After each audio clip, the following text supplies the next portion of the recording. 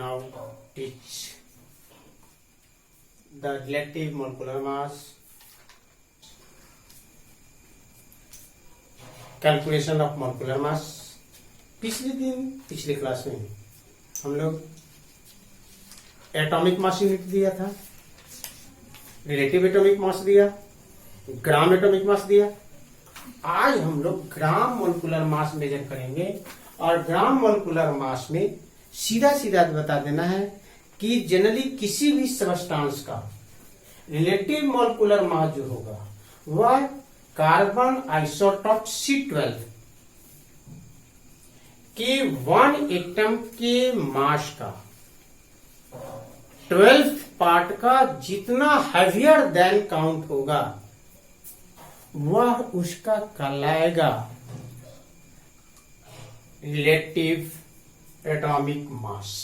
हमने बोला सीधा सीधा क्या बता रहे हैं, हम एटॉमिक मास यूनिट का सहारा लेंगे। एटॉमिक मास यूनिट में मैंने बताया है कि कार्बन आइसोटोप C12 के 1 एटम के मास का 12 पार्ट जो होगा वह उसका कहलाता है एटॉमिक मास यूनिट। और एटॉमिक मास यूनिट में हमने कहीं देखा है कि 1 AMU या 1 डाल्टन को हमने मेजर किया तो मुझे मिला 1.66 मल्टीप्लाई 10⁻⁻24 ग्राम।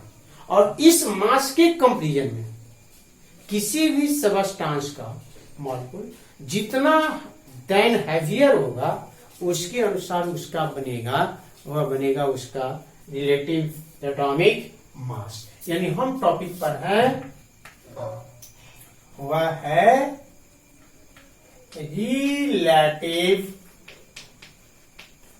Molecular mass. कौन मास रिलेटिव है, किसकी रिलेटिव में, किसकी रिलेटिव में है, तो ये जनरली एटॉमिक मास यूनिट में यानी कार्बन आइसोटोप C12 के रिलेटिव में मेजर किए हैं, जिसमें हमने पीछे पढ़ा है कि 1 AMU इक्वल टू 1.66 मल्टीप्लाई 10⁻⁻24। और इस मास के कंपैरिजन में जितना जो भारी होगा, जितना हैवियर दिखाई देगा वह उसका बनेगा, वह बनेगा रिलेटिव एटॉमिक मास। यानी relative atomic mass, relative molecular mass is the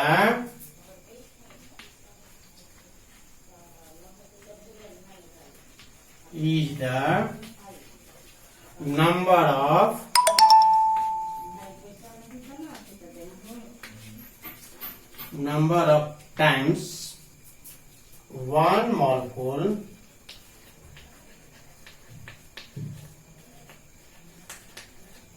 of the substance is heavier than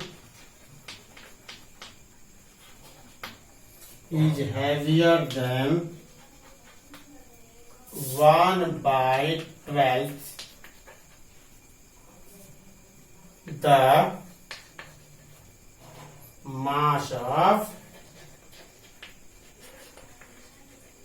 an atom of carbon.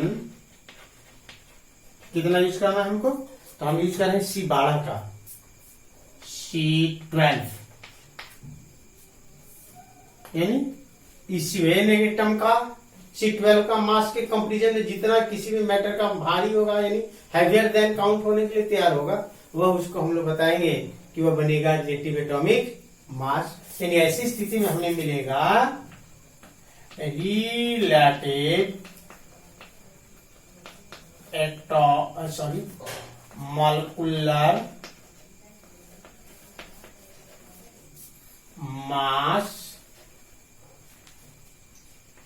Equal to, जिसको हम दूसरे शब्द में लिख सकते हैं RMM।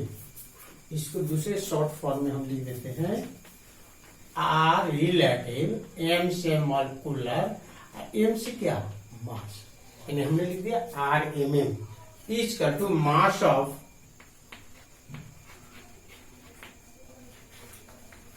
One molecule of the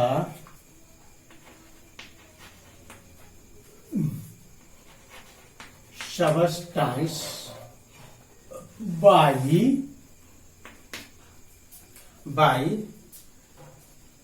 1/12 mass of the mass the atom of carbon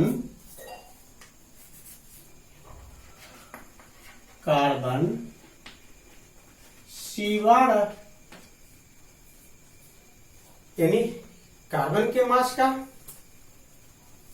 1/12वां भाग जो बनेगा वही उसका बनेगा क्या, molecular mass.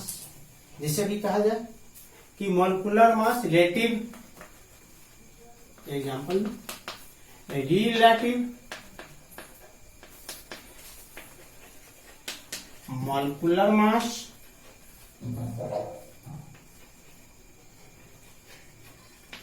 Of water H2O equal to 18, और यदि एटॉमिक मास यूनिट में मेजर किया है तो हम कर देंगे U या फिर लगा देंगे क्या AMU। इसी प्रकार यदि इसी मास को यदि हम लोग ग्राम में मेजर कर दिया जाए तो वह कहलाएगा ग्राम मोलिकुलर मास। क्या कहलाएगा, एम वैल्यू को जब ग्राम में मेजर कर दी जाती है तो उस मास को बोला जाता है वह होगा ग्राम मोलिकुलर मास। यानी अगला टॉपिक हम लोग चलने के लिए तैयार है वह है gram molecular mass.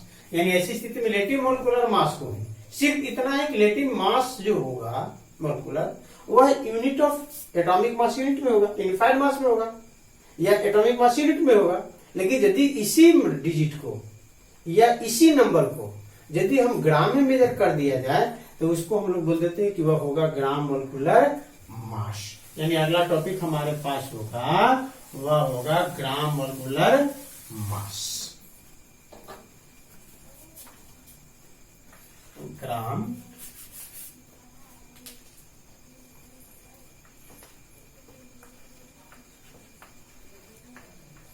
Molecular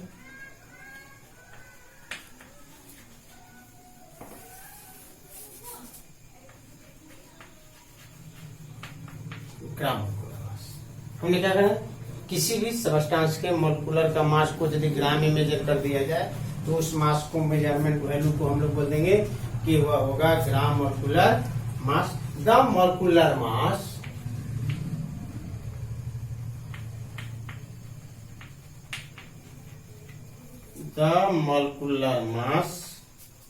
of a substance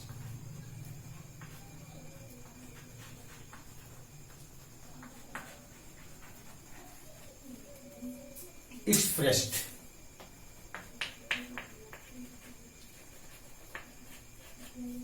in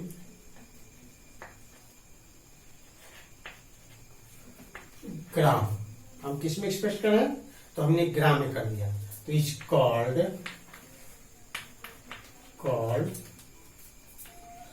ग्राम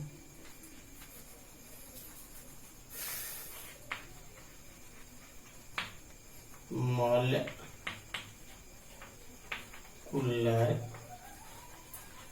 मास। हमने किसी भी सबस्टांस के मास को यानी मोलिकुलर मास को यदि ग्राम में एक्सप्रेस कर दिया तो उस मास को बोला जाएगा वह होगा उसका gram molecular mass. Example form में दे दिया जाए नंबर 1। अभी हमने देखा वाटर का रिलेटिव मोलिकुलर मास 18 है, लेकिन उसी वाटर का यदि ग्राम मोलिकुल्स में मेजर किया जाए मास को तो वह जनरली बनेगा 18 ग्राम। यानी molecular mass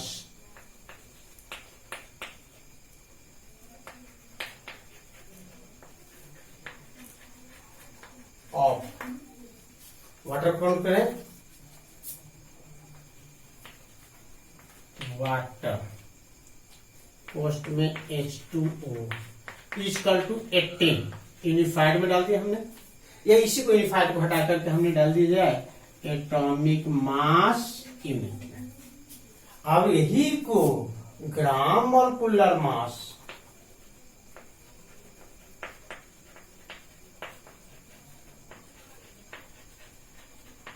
of water post में H2O इक्वल टू 18 ग्राम। हमने पहले देख रहे हैं कंपाउंड मॉलिक्यूल्स है, आगे चल करके हम लोग तो सीखने जा रहे हैं कि किसी भी सबस्टेंस के मॉलिक्यूलर मास का कैलकुलेशन कैसे करेंगे। Example number 2, molecular mass of oxygen. Molecule है, मॉलिक्यूलर मास का बनेगा तो मॉलिक्यूल का बनेगा, इसका मतलब कि ऑक्सीजन का मॉलिक्यूल जो है फॉर्मूला है O2 इक्वल टू मेरे पास आएगा क्या, तो ऑक्सीजन का जनरली एटॉमिक मास 16 है, तो ये होगा यूनिफाइड मास में 32U। ये इसी को हम लोग बोलेंगे कि होगा यूनिफाइड मास। इसी को जब ग्राम मॉलिक्यूलर मास हम मेजर करेंगे, gram molecular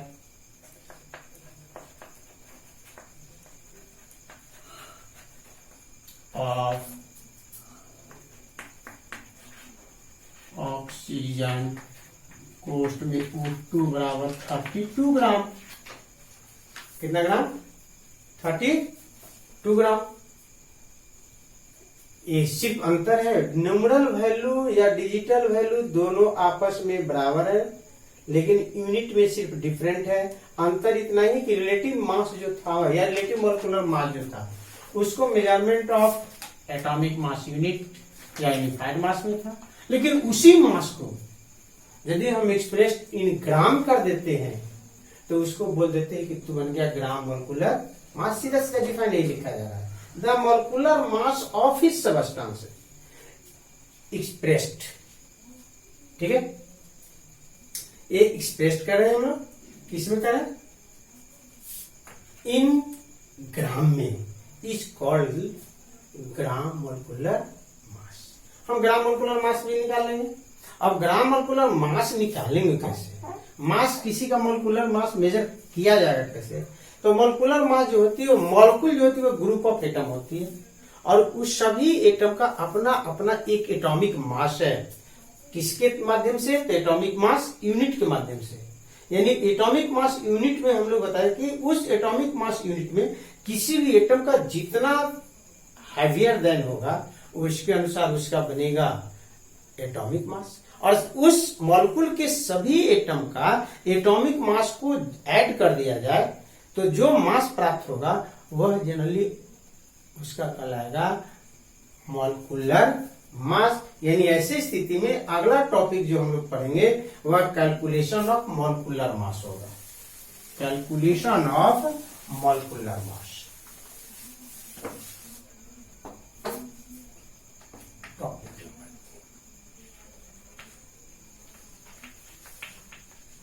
calculation of molecular mass.